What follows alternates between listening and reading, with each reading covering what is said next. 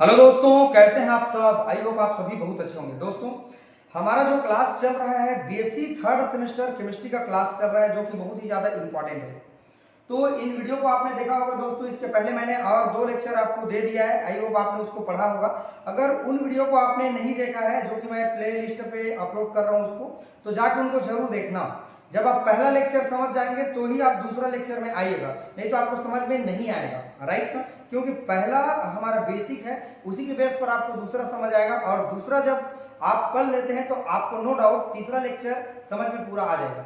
दोस्तों, वीडियो को स्टार्ट करते हैं। जो भी आपके दोस्त तैयार हैं उनको मेरे चैनल को शेयर कर दीजिएगा, क्योंकि इस तरह से बहुत सारे और इंपॉर्टेंट वीडियो आपको। मजे की बात यह है कि सीक्वेंस से मिलेगा, और हर इंसान ढूंढता है, पढ़ने वाला स्टूडेंट, हमको सीक्वेंस से पढ़ाई मिलना चाहिए। राइट ना, तो ये चीज आप कवर करेंगे और बहुत अच्छा से कवर करेंगे, और अच्छा ही आपको सीखने के लिए मिलेगा हमारे चैनल से। ठीक है दोस्तों, चलिए स्टार्ट करते हैं। पुराने वाला हमारा जो लेक्चर था, इसके पहले वाला, उसमें हमने देखा कि पहला इनका फिजिकल प्रॉपर्टीज था, इलेक्ट्रॉनिक विन्यास, इलेक्ट्रॉनिक कॉन्फ़िगरेशन था। राइट, लेकिन अब दूसरा जो हमारा इनका प्रॉपर्टीज है वो क्या है, आज हम लोग समझने वाले हैं। और दूसरा के साथ साथ और बहुत सारे चीज है, उनको भी हम लोग समझने वाले हैं। चलिए दोस्तों, देखते हैं। इनके भौतिक गुण है physical properties of the D block element. D block का फिजिकल प्रॉपर्टीज है, पहला मैंने पढ़ा दिया था आपको आज। दूसरा हम लोग पढ़ने वाले हैं। पहला इलेक्ट्रॉनिक विन्यास था ना, इसीलिए मैं इसको दूसरा मानता हूं। दूसरा है हमारे पास धात्विक गुण, मेट्रिक प्रॉपर्टीज। धात्विक गुण है ना, कि कैसे हमारे पास जो डी ब्लॉक के एलिमेंट होते हैं उसमें मेटलिक प्रॉपर्टीज पाए जाते हैं, मतलब धातु के गुण पाए जाते हैं। मैं हेडिंग को लिखूंगा और आपको समझाते जाऊंगा चीजों को। राइट, क्योंकि इतने सारे थ्योरी है और पूरे हर चीज को थ्योरी में करना दिक्कत है। राइट, तो यहां पर मैं थ्योरी को बोलते जाऊंगा, आप चाहें तो कॉपी में मेन चीजों को नोट डाउन करते जाएंगे। राइट ना, चलिए दोस्तों देखते हैं। मेटलिक प्रॉपर्टीज जो हमारे पास धातु होते हैं, मतलब डी ब्लॉक के जो एलिमेंट होते हैं उसमें मेटलिक प्रॉपर्टीज पाया जाता है, मतलब धातु के लक्षण पाए जाते हैं। आप अपने अगल बगल कुछ धातु देखे होंगे, जैसे कि सोना, चांदी, लोहा, कॉपर, जिंक, ये सब चीज देखे होंगे। तो यही सब होते हैं हमारे पास धात्विक गुण। अब हमारे पास कोई भी चीज अगर धातु है तो वो धातु होने के लिए क्या होना चाहिए? धातु होने के लिए वो कठोर होता है। पहली बात तो कठोर होता है, अर्थात प्रबल होता है। इसके मध्य लगने वाला जो बल होता है कठोर होता है। राइट, इसमें तन्यता के गुण पाए जाते हैं। तन्यता के गुण पाए जाते हैं। ये आघात वर्धनीय होते हैं। आघात वर्धनीय होते हैं। आघात वर्धनीय होते हैं। तन्यता के गुण पाए जाते हैं, आघात वर्धनीय होते हैं, ठोस होते हैं। राइट ना, और सबसे इसका स्पेशल प्रॉपर्टीज है, इसमें चमक पाए जाते हैं। इसमें धात्विक चमक पाए जाते हैं, जो कि एक स्पेशल प्रकार के प्रॉपर्टीज को बताते हैं। यही सब चीजों को स्टूडेंट हमको समझ के लिखना है, ना कि लाइन टू लाइन पढ़ के रट के हमको नहीं लिखना है।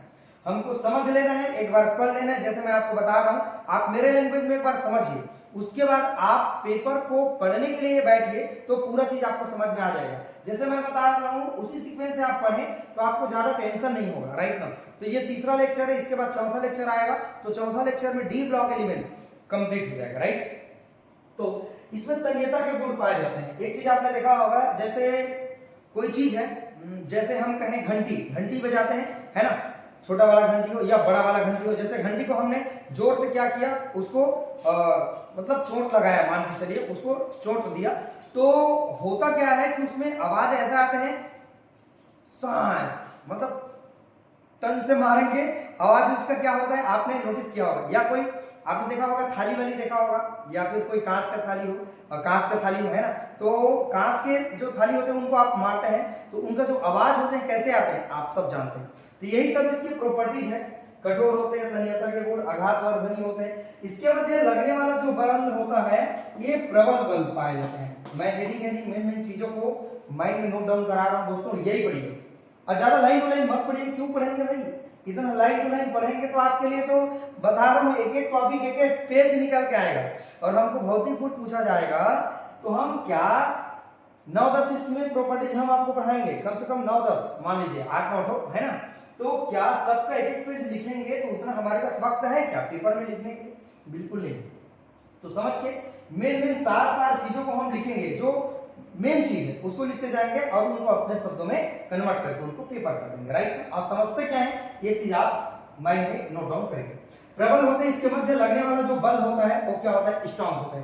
क्यों स्ट्रांग होते हैं, इसके अणु बहुत ज्यादा क्या होते हैं बच्चों, पास पास होते हैं। जैसे इस तरह से ये अणु इसके क्या होते हैं, पास पास पाए जाते हैं। मान लीजिए ये इसके मॉलिक्यूल्स है, अगर हम इसके मॉलिक्यूल को देखें तो इसके अणु क्या होते हैं, बहुत पास पास होते हैं, जिसके कारण ये प्रबल अट्रैक्शन फोर्स के द्वारा क्या होते हैं, लगे होते हैं दोस्तों। एक मजे की बात है, ये क्रिस्टलीय स्ट्रक्चर बनाते हैं, क्रिस्टल जैसे संरचना बनाते हैं, मतलब एक क्रिस्टल होते हैं।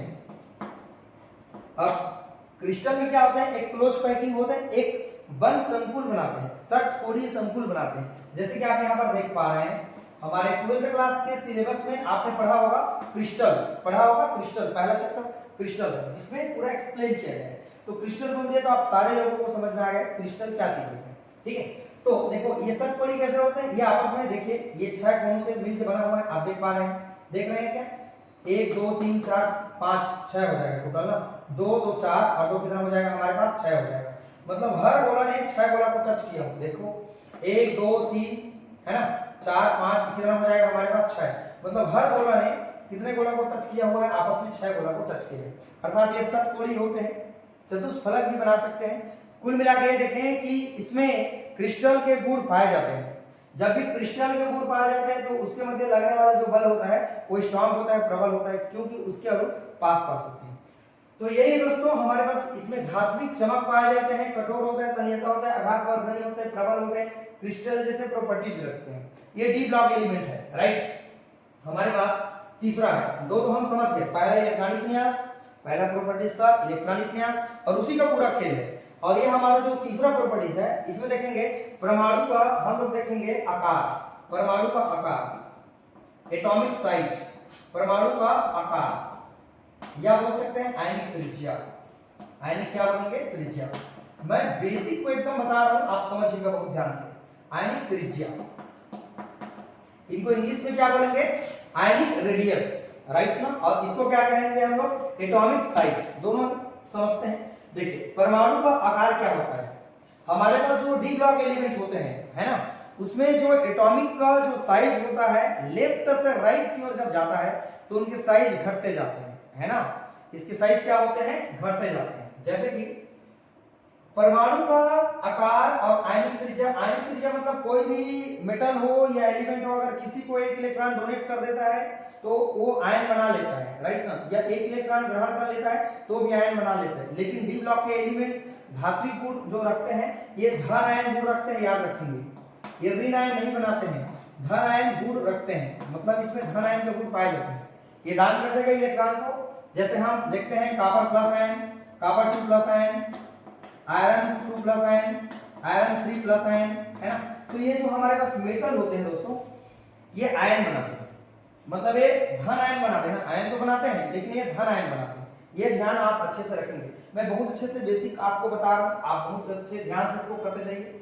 परमाणु का साइज आवर्त सारणी में चाहे 3D हो, चाहे 4D हो, चाहे 5D हो, जैसे जैसे हम लोग आवर्त सारणी में परियोडिक टेबल में लेफ्ट से राइट की ओर जब हम लोग चलने लगते हैं तो इसका जो साइज होता है वो क्या होते जाता है, कम होते जाता है। क्यों कम होते जाता है समझते हैं। देखिए हमारे पास scandium, titanium, vanadium, chromium, manganese, ferrous, cobalt सबको आपने इलेक्ट्रॉनिक विन्यास में देखा, हमारे पहले वाला लेक्चर है। तो यहाँ पर इसके इलेक्ट्रॉनिक विन्यास जब हम लोग निकालते हैं तो इसके 3D में कितना आता है पता है आपको, 1 आता है, ठीक है। और 4s में कितना आता है, हमारे पास 1 आता है, 2 आता है। ये 4s में 2 है, 3D में 1 है। और जैसे ही टाइटेनियम जाता है तो यहाँ 3D में कितना हो जाता है 2, वेनेडियम जाता है तो 3D में कितना हो जाता है 3, जब क्रोमियम जाता है तो 3D में कितना हो जाता है, उत्तेजित होकर के एक इलेक्ट्रॉन s पे जा करके 5 हो जाता है, राइट ना। जब और आगे चलते जाते हैं, इसका मतलब हुआ AD में 1 गया, 2 गया, 3 गया, 4 गया, इलेक्ट्रॉन बढ़ा। इलेक्ट्रॉन जब बढ़ता है हमारे पास, समझते हैं, ये हमारे पास बीच में प्रोटॉन होता है, ये इसका कोष होता है, पढ़े होंगे आप सभी लोग। तो यहाँ पर जैसे जैसे यहाँ पर मान लीजिए 1 इसका घर है, ये 2s 2p का घर है, ये 3s 3p और 3d का घर है, सब लोग जानते हैं ऊर्जा का प्रतीक है। तो यहाँ पर होता क्या है, ये नाभिक, इसका क्या है, ये नाभिक है। और यहाँ पर इसका कोष है, मान लीजिए 3d है, यस, इस पर इलेक्ट्रॉन बढ़ रहा है, 1 2 3 4 बढ़ते जा रहा है, जैसे आप यहां देख पा रहे हो, राइट ना। तो इलेक्ट्रॉन जब भी बढ़ते हैं तो बच्चों यहां पर प्रोटॉन का मान भी बढ़ते जाता है, मतलब नाभिकीय आवेश बढ़ता है। प्रोटॉन बढ़ता है तो नाभिकीय आवेश बढ़ता है, नाभिकीय आवेश बढ़ता है तो इलेक्ट्रॉन को अपनी ओर क्या करने लगता है, वो खींचने लगता है। कौन? नाभिक मतलब न्यूक्लियस। तो मान लीजिए यहाँ पर हमारे पास डी में इलेक्ट्रॉन है, इसका एटॉमिक नंबर होता है 21 होता है, ठीक है। तो यहाँ पर प्रोटॉन की संख्या भी उतना ही होगा, तो प्रोटॉन अपनी ओर क्या करने लगेगा, नाभिक पर जब मान बढ़ते जाएगा 1 से 2 3 4 5 6, लेकिन याद रखना कोष नहीं बढ़ता है, यही इसका कारण है, साइज इसका घटते जाता है। देखो 3D है, 4D है, ऐसा नहीं हो रहा है, 3D 3D 3D 3D पूरे जीन तक जा रहा है, लेकिन इलेक्ट्रॉन बढ़ रहा है 1 2 3 4 5 6 बढ़ रहा है। तो जैसे जैसे इलेक्ट्रॉन बढ़ता है तो प्रोटॉन का मान बढ़ता है, नाभिकीय आवेश बढ़ता है। जब नाभिकीय आवेश बढ़ता है तो वह अपनी ओर इलेक्ट्रॉन को जोर से खींचने लगता है, जब खींचेगा तो उनका साइज क्या होने लगेगा, छोटा होने लगेगा। यही इसका कारण है कि आवर्त सारणी में हमारे पास डी ब्लॉक तत्वों में लेफ्ट से राइट की ओर जब जाते हैं तो उनका साइज क्या होते जाते हैं बच्चों, धीरे धीरे घटते जाते हैं। जब धीरे धीरे घटेगा बच्चों तो यहां से इलेक्ट्रॉन को निकालने में क्या होगी, हमको परेशानी होगी, क्योंकि जितना छोटा साइज रहेगा इलेक्ट्रॉन परमाणु का, तो इसके मध्य में लगने वाला जो बल होगा प्रबल होगा। क्यों? नाभिक के पास आएगा तो बॉन्ड तो तगड़ा हो जाएगा ना, है ना। जब तगड़ा होगा बॉन्ड तो इलेक्ट्रॉन को खींच नहीं पाएगा, ले नहीं पाएगा। कोई पड़ोसी लेना चाहता है, इसके इलेक्ट्रॉन को कोई छीनना चाहता है, तो इसके बीच में जो बल है प्रबल है, जिसके कारण यहां से इलेक्ट्रॉन को निकालने में क्या होती है, तकलीफ होती है। अर्थात इसका साइज लेफ्ट से राइट की ओर जब जाते हैं तो कोष का मान नहीं बढ़ता है, लेकिन नाभिकीय आवेश बढ़ता है, जिसके कारण उनका साइज छोटा होता है, जिससे हमको इलेक्ट्रॉन को निकालने में क्या होती है, हमको इलेक्ट्रॉन को निकालने में परेशानी होती है। और यही होता है आयनिक त्रिज्या का मान लेफ्ट से राइट जाने पर इसका मान क्या होता है दोस्तों, कम होता जाता है। आयनिक त्रिज्या का मान बिल्कुल कम होगा, जब साइज इसका कोष का मान बढ़ते जाएगा तो वहां से इलेक्ट्रॉन बॉन्ड लूज होगा तो इलेक्ट्रॉन को निकाल सकते हैं। इतना लंबा चौड़ा कहानी हमको नहीं करना है, जो आप समझे रहेंगे वही चीज आप करेंगे। तो परमाणु का आकार छोटा होता है, आयनिक त्रिज्या का मान भी कम होता है, ठीक है। तो ये बात आपको समझ में आ गया कि इसका परमाणु का आकार क्या होता है। तो परमाणु का आकार कोष का मान बराबर होता है, नाभिकीय आवेश बढ़ता है तो उसका साइज छोटा होते जाता है। बात समझ में आ गई। अब देखते हैं दोस्तों तीसरा, हम लोग चौथा है ना, पहला तो इलेक्ट्रॉनिक विन्यास से चौथा हम लोग देखते हैं घनत्व। देखिए घनत्व क्या होता है डी ब्लॉक एलिमेंट, बढ़िया समझिए, बहुत अच्छे से समझिए। इतना अच्छा से मैं heading two heading point two point आपको समझा रहा हूं, और यही चीज आप नोट डाउन करके रखेंगे, नहीं तो इतना दिया है ना, एक एक पेज दिया है, एक एक चीज के बारे में आप लिख ही नहीं सकते, बहुत टाइम लगेगा। और उतना आपके पास वक्त नहीं कि एक ही क्वेश्चन को आप आधा घंटा 40-50 मिनट से एक ही प्रश्न को आप बनाते रहेंगे, ऐसा तो होगा नहीं, है ना। छोटा छोटा आपको पेपर में पूछने वाला है। अभी तो एनएपी का रूल ऐसा है कि इतना लंबा चौड़ा क्वेश्चन पूछेगा ही नहीं आपको, है ना। तो 5 नंबर 6 नंबर का क्वेश्चन में इतना पर्याप्त है। हाँ ये चीज जरूर है, 2-2 नंबर में आपको धात्विक गुण क्या होता है बताइए, डी ब्लॉक में परमाणु का आकार क्या होता है बताइए, घनत्व क्या होता है बताइए। और इसके बाद जो और मैं बताने वाला हूँ ना दोस्तों, वो काफी इंपॉर्टेंट है। अगर आप बोलेंगे एक ही लेक्चर में खत्म कर दीजिए सर, कमेंट करके आप मुझे बोल बस दीजिए, मैं एक ही लेक्चर में आपको इसको कंप्लीट कर दूंगा, राइट ना। तो दोस्तों वीडियो को, चैनल को अपने दोस्त लोग को शेयर कर दीजिएगा। ऐसा कर देने से होगा क्या, मुझे मोटिवेशन मिलेगा कि स्टूडेंट लोगों को जो चीज मैं मेहनत कर रहा हूं मिल रहा है, राइट।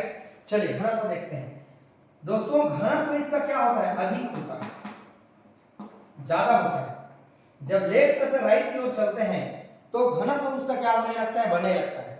ऐसा क्यों होता है मैं आपको समझाता हूं। देखिए डी ब्लॉक के जो एलिमेंट होते हैं, लेफ्ट से राइट की ओर गया तो त्रिज्या क्या हो गई, कम, साइज क्या हो गया, कम। जब साइज हमारे पास कम हो जाता है तो उसके अणु क्या होने लगते हैं, पास पास आने लगेगा, जो वहां पर इलेक्ट्रॉन होगा वो पास पास आने लगेगा, जिसके कारण उसका घनत्व बढ़ने लगेगा, अर्थात साइज छोटा तो घनत्व क्या हो जाता है दोस्तों, बढ़ जाता है, बढ़ जाता है, इंक्रीज हो जाता है।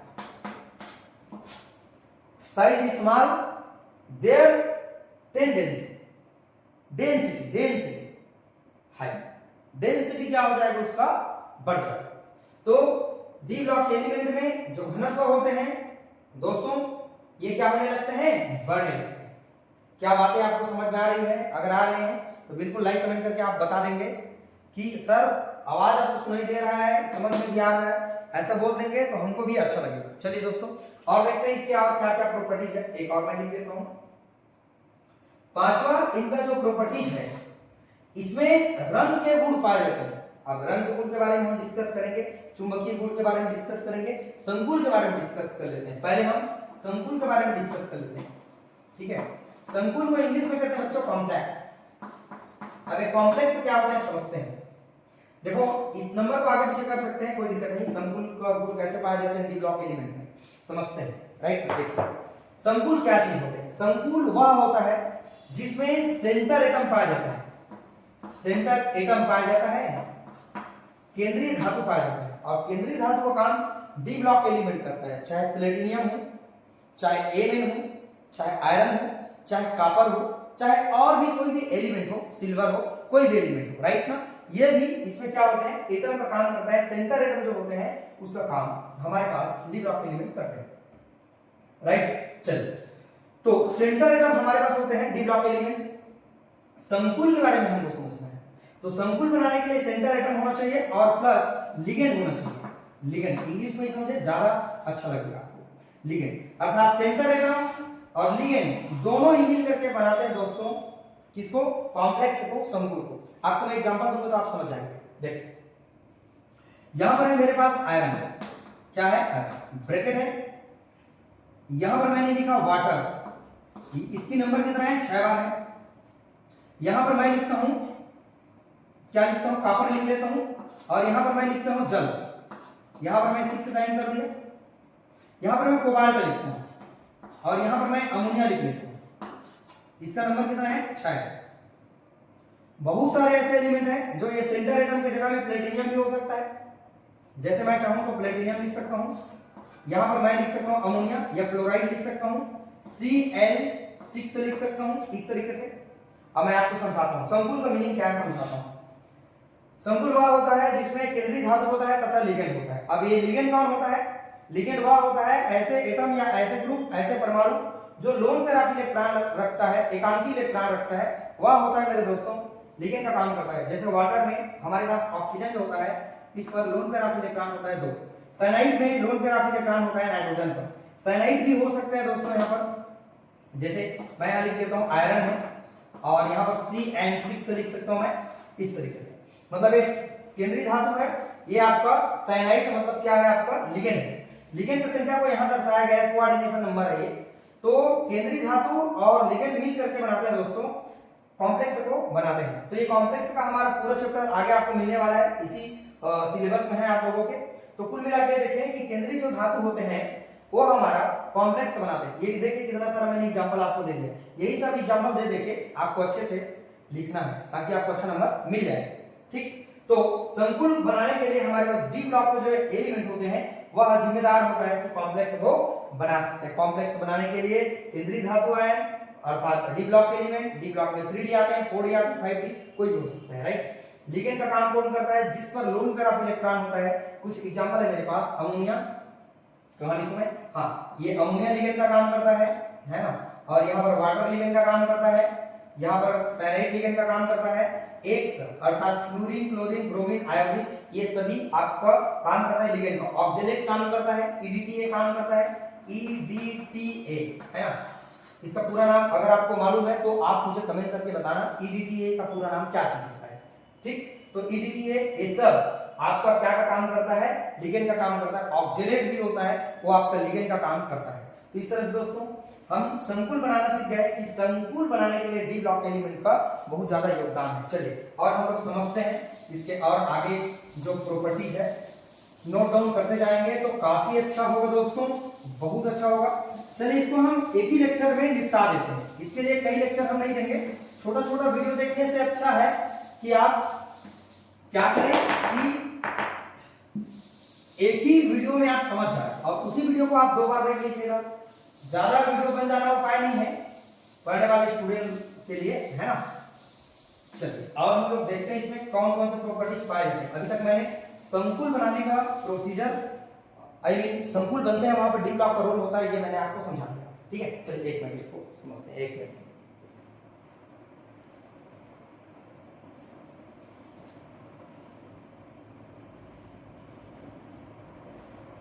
चलिए अब इसके बाद हम लोग समझते हैं दोस्तों कि इसमें रंग के गुण पाए जाते हैं, ये कलरफुल होते हैं। क्या होते हैं? कलरफुल होते हैं। क्या होते हैं? कलरफुल होते हैं, है ना। इसमें रंग के गुण पाए जाते हैं, अर्थात ये रंगीन होते हैं, अर्थात ये रंगीन होते हैं। ठीक है, मैक्सिमम जो हमारे पास डी ब्लॉक के एलिमेंट होते हैं वो हमारे पास क्या होते हैं? कलरफुल होते हैं। जैसे कि अगर आप चाहें दोस्तों तो कॉपर सल्फेट को अगर आप देखे होंगे, सर्च मार के देख सकते हैं, लेब में भी है मेरे पास, है ना। कॉपर सल्फेट ये ब्लू कलर होते हैं, डार्क कौन सा कलर होते हैं? ब्लू कलर पाए जाते हैं। ठीक है, और बहुत सारी चीज है जिसमें कलर दिखाई देते हैं, जैसे निकिल क्लोराइड। जो निकिल क्लोराइड होते हैं दोस्तों ये आपका ग्रीन कलर के होते हैं। कौन से कलर के होते हैं? ग्रीन कलर के पाए जाते हैं। ठीक है, तो ये कलरफुल होते हैं। 1 मिनट आप रुकिए, मैं देखता हूं अगर मेरे पास लेब में हो तो। 1 मिनट रुकिए ना।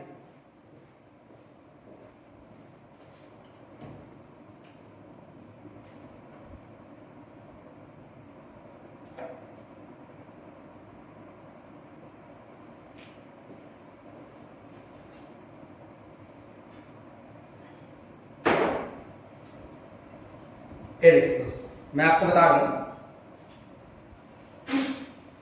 देखिए ये है आपका K2Cr2O7 है ना, पोटेशियम डाइक्रोमेट है ये। इसका कलर आप देख सकते हैं, इसका कलर कैसा है, राइट। आप देख पा रहे हैं इसमें जो Cr है, क्रोमियम है, ये आपका क्या है जानते हैं? डी ब्लॉक एलिमेंट है, राइट ना। और दोस्तों ये है आपका कॉपर सल्फेट है, आप देख पा रहे हैं ये कॉपर सल्फेट है। इसका कलर देख पा रहे हैं आप लोग, डार्क ब्लू कलर दिखाई दे रहा है, राइट ना। अगर आप नहीं देखे हैं लेब में तो आप देख सकते हैं यहाँ से। ये दोस्तों फेरिक्लोराइड है, आप देख पा रहे हैं, ये आपका ब्लड जैसे कलर दिखाई दे रहे हैं, फेरिक्लोराइड है। ऐसे हमारे पास और बहुत सारी चीज है जो हम आपको दिखा सकते हैं कि ये देखिए, ये कॉपर सल्फेट का कलर तो देखिए, ये देखिए ये कैसा कलर दिखाई दे रहा है, आप बिल्कुल समझ पा रहे हैं, राइट ना। ऐसे बहुत सारे केमिकल है जो आपको दिखाई देगा। और ये दोस्तों फेरस सल्फेट है ना, ये फेरस सल्फेट है, ये देख सकते हैं फेरस सल्फेट का कलर। इस तरह से इसके कलर जो होते हैं आप समझ पाए कि इसके क्या क्या कलर होते हैं, मतलब ये कलरफुल होते हैं कुल मिला के। अब इसका कारण समझना है, हम तो जान लिए, देखिए निकल क्लोराइड का ये कलर होता है, कॉपर सल्फेट का ब्लू कलर होता है, तो ऐसे हमको बताना है। बट इसके कारण को भी तो हमको बताना है कि इसमें जो कारण है, मुख्य जो रीजन इसका कि भाई ये कलरफुल क्यों होते हैं, इसको हमको बताना है, समझाना है। तो कलरफुल, इसके लिए हम समझते हैं कलर बताने के लिए क्या होना चाहिए। जैसे दोस्तों सबसे एक चीज है, हमारे पास जब भी इलेक्ट्रॉन जो पाए जाते हैं, अगर अनपेयर इलेक्ट्रॉन है, अनपेयर अगर इलेक्ट्रॉन है, ठीक है, अनपेयर इलेक्ट्रॉन है तो वो कलरफुल होगा। अगर पेयर इलेक्ट्रॉन है, पेयर इलेक्ट्रॉन है तो वो क्या होता है, हमारे पास कलर बिल्कुल भी नहीं होता है, जो रंग होता है वो बिल्कुल भी नहीं पाया जाता है। ठीक है, जैसे हमारे पास किताब में लिखा रहेगा, आप देखेंगे कॉपर जो प्लस होता है वो कलरलेस होता है, और कॉपर 2+ आयन कलरफुल होता है। जैसे जिंक है, जिंक 2+ आयन कलरफुल नहीं होता है, कलरलेस होता है।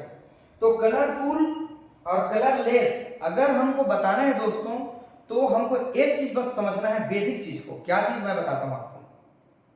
मेरे पास ये डी कक्षक है, आप सब लोग देख पा रहे हैं, ये मेरे पास डी कक्षक है, ये मान लीजिए इसी कॉपर का डी कक्षक है। तो पहले जो कॉपर होता है उसका इलेक्ट्रॉनिक विन्यास में हम देखते हैं कि इसके डी कक्षक में 3D में 10 इलेक्ट्रॉन पाए जाते हैं। 1 2 3 4 5 6 7 8 9 10 इतना पाया जाता है, सभी को पता है। और इसके 4s में कितना इलेक्ट्रॉन पाए जाते हैं? 1 इलेक्ट्रॉन पाए जाते हैं। अगर मैं इसको कॉपर करूं तो इसका इलेक्ट्रॉनिक विन्यास इस तरीके से पाया जाता है।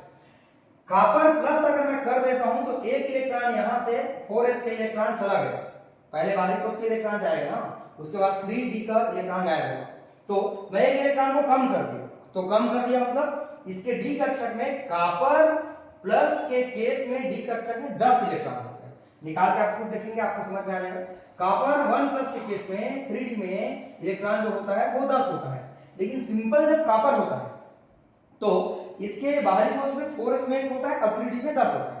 तो 4s का एक इलेक्ट्रॉन प्लस लगा दूंगा तो चला जाएगा, तो 4s का इलेक्ट्रॉन गायब हो गया, लेकिन d का तो 10 इलेक्ट्रॉन बचा हुआ है ना मेरे पास।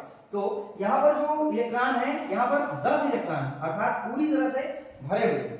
जब पूरी तरह से भरे होते हैं कक्षक में इलेक्ट्रॉन, तो वो क्या होते हैं, रंगहीन गुण दिखाते हैं, कलर लेस होते हैं, कलरफुल नहीं होते हैं, कलर लेस होते हैं, राइट ना।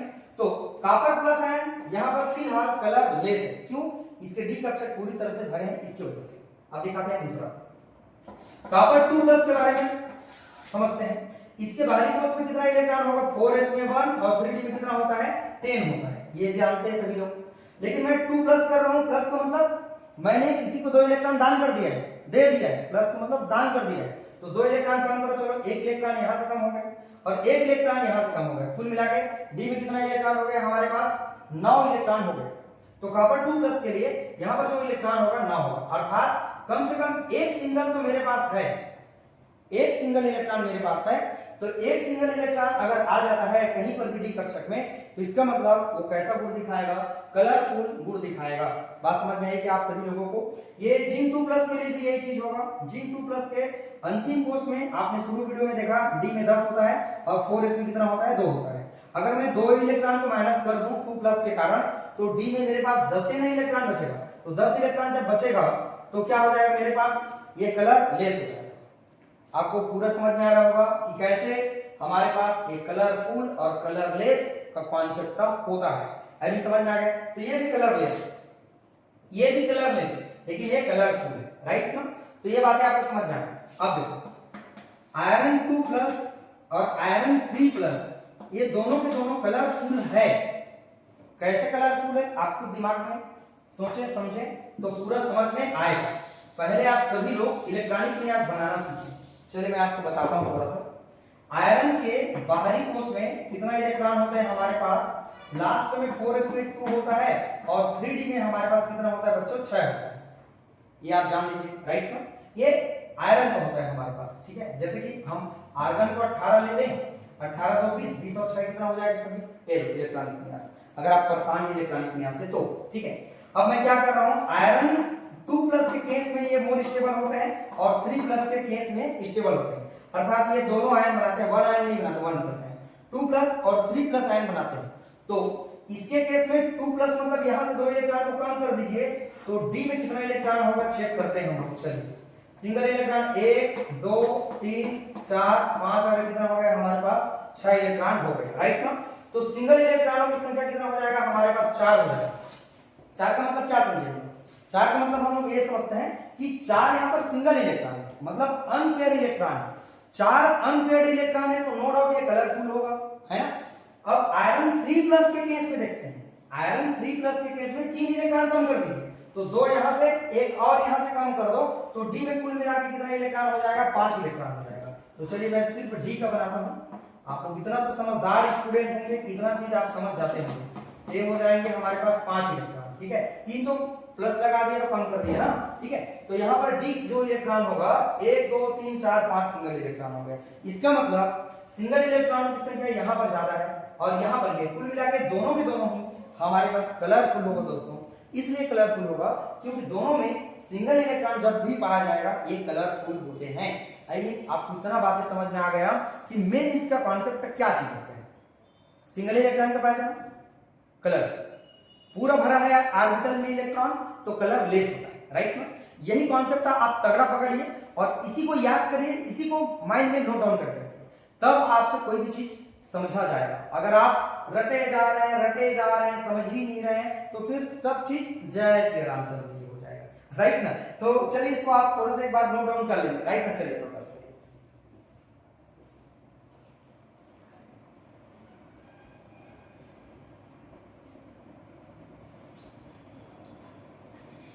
चलिए आपने स्क्रीनशॉट ले लिया होगा। अब मैं काम करता हूं कुछ और इसके प्रॉपर्टीज को बताता हूं दोस्तों।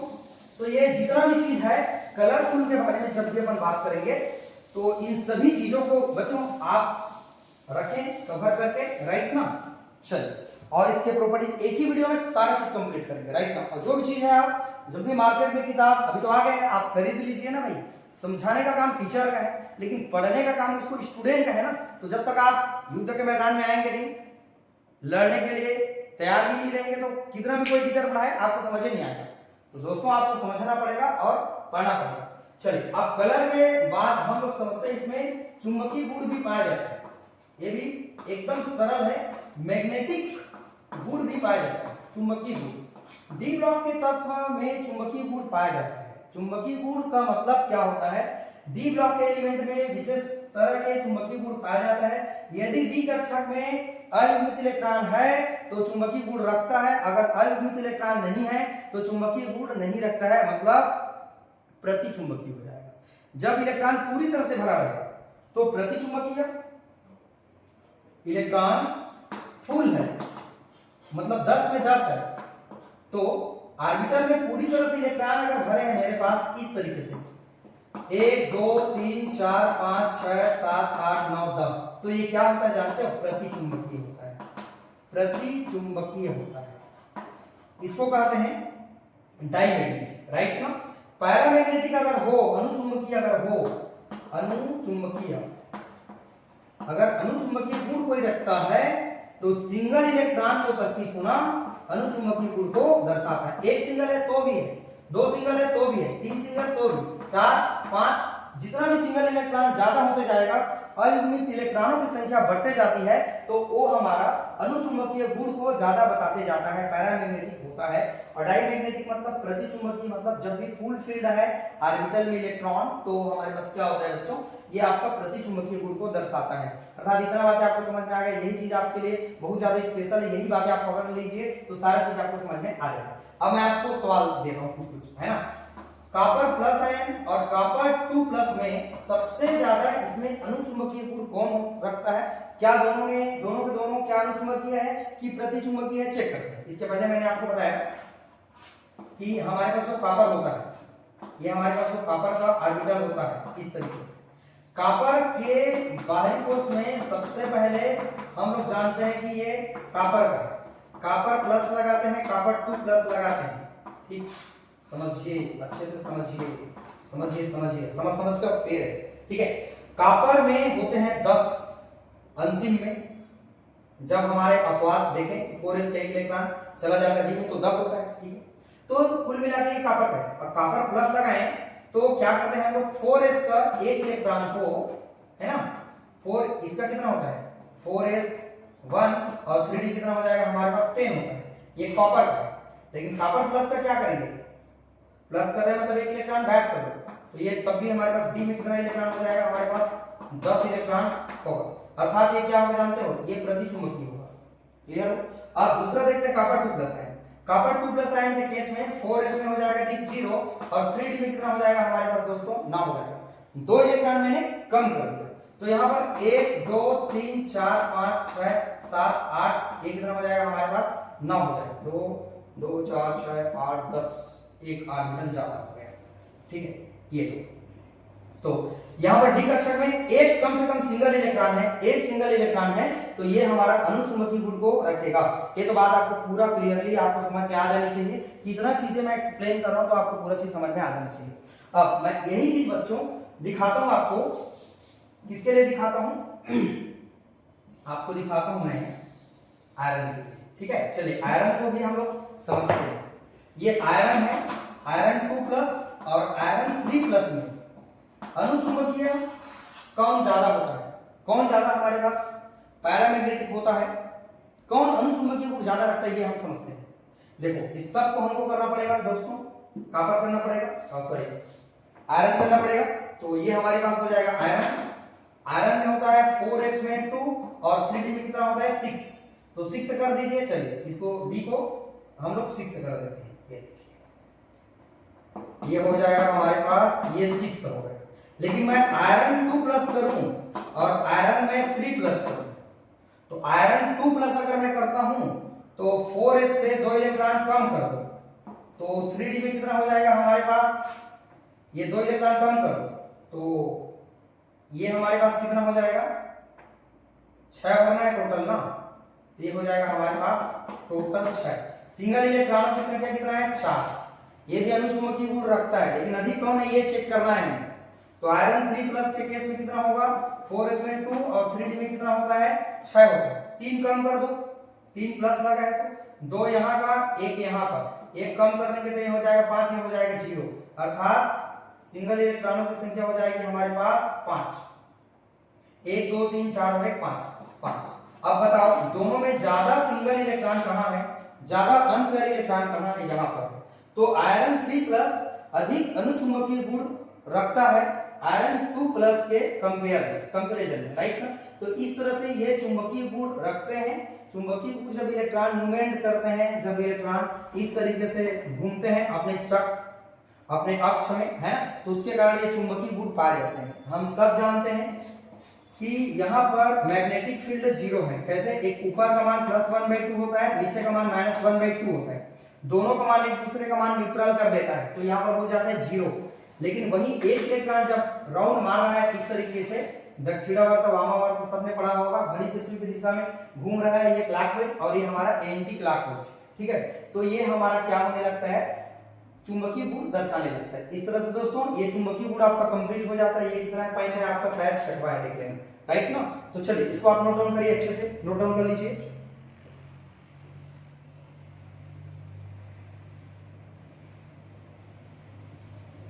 अब इसके बाद हम लोग चलते हैं और इसमें और पार्ट ही इंपॉर्टेंट, बहुत ज्यादा इंपॉर्टेंट है। इसको अलग अलग पूछ सकते हैं एग्जाम में, नो डाउट पूछेंगे। कलरफुल गुण को डी ब्लॉक तत्वों में दर्शाइए, बताइए, है ना।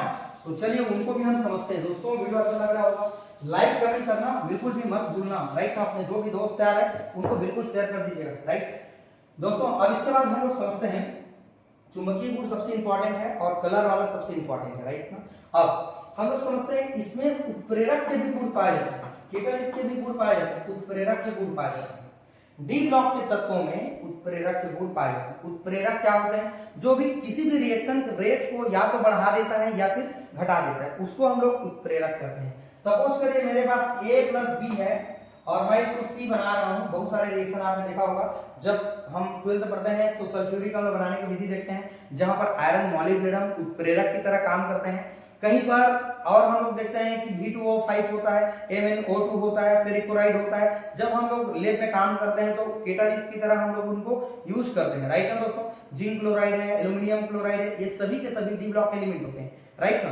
तो हमारे पास दोस्तों ये उत्प्रेरक की तरह जो काम करते हैं, तो डी ब्लॉक एलिमेंट में उत्प्रेरक के गुण पाए जाते हैं। ऐसा आप लिखेंगे पेपर में। जैसे मैं आपको कुछ उदाहरण बता रहा हूं, अब हमको इसका परिभाषा जानना है, कैटालिस्ट का, जो किसी भी रिएक्शन के रेट को चेंज कर देता है, या तो बढ़ा देता है या फिर घटा देता है, राइट ना। तो उसको हम लोग क्या कहते हैं, उत्प्रेरक कहते हैं। उत्प्रेरक के रूप में डी ब्लॉक एलिमेंट कैसे काम करते हैं, कुछ एग्जांपल मैं आपको देता हूं। फेरिक क्लोराइड काम करते हैं उत्प्रेरक की तरह, है ना। V2O5 काम करता है उत्प्रेरक की तरह, राइट ना। प्लेटिनियम काम करता है उत्प्रेरक की तरह। निकिल हम लोग अब चेन में काम करते हैं, रिडक्शन जब भी कराते हैं, H2 जब देते हैं दोस्तों, तो यहाँ पर हम लोग Pd और Na का इस्तेमाल हम लोग करते हैं। PbSO4 भी काम करते हैं हमारे पास में उत्प्रेरक की तरह। और होते हैं हमारे पास में बहुत सारे, और हमारे पास हम यूज कर सकते हैं V2O5 है, फेरिक क्लोराइड है, और यहाँ पर ले सकते हैं PbSO4 है, और MnO2 है, MnO2। ऐसे तमाम तरह की चीजें हैं जो उत्प्रेरक की तरह क्या करते हैं, काम करते हैं। तो यही सब चीज आप लिख देंगे पेपर में, चेक करने वाले को नो डाउट समझ में आता है कि आप क्या लिखना चाह रहे हैं, राइट ना। और इसी सब चीज को अगर हम समझ के लिखते हैं दोस्तों, तो सारा चीज हमको क्लियर समझ में आ जाए। कलर का बात है ना, तो बुक में आपको कलर अलग अलग देखने के लिए मिलेगा। जैसे मैं आपको 4-5 सिंपल दिखाया, राइट ना, तो उससे तो आपको समझ में आ ही जाता है। प्रैक्टिकली भी मैं थोड़ा सा दिखा दिया, तो ये चीज आपके लिए ज्यादा दिक्कत नहीं होगा। कुल मिला के देखो, ये डी ब्लॉक एलिमेंट है वेरिडियम, ये डी ब्लॉक एलिमेंट है, ये डी ब्लॉक एलिमेंट है, ये भी है, ये पी भी है और Mn भी है ना। और आपको K2 Cr2 ये सब ये सॉल्वेंट के काम करते हैं। कुल मिला के इतना चीज है हमारे पास। और भी चीज है जिसको आप ले सकते हैं, Pd है, इस तरह से हम इस्तेमाल करते हैं उत्प्रेरक के रूप में। चलिए अब आगे बढ़ते हैं, दोस्तों।